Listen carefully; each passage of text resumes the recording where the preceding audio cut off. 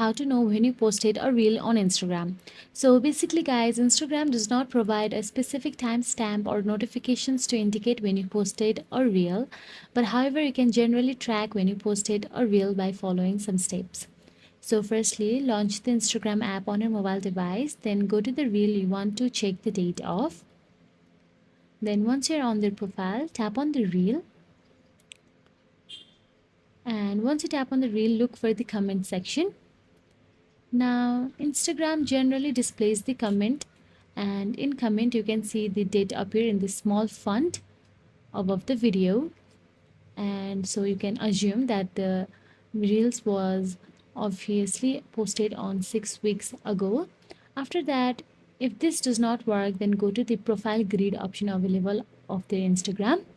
Now you are on your profile, then look for the same reel and scroll down, and you can see the date available in the small font below the video.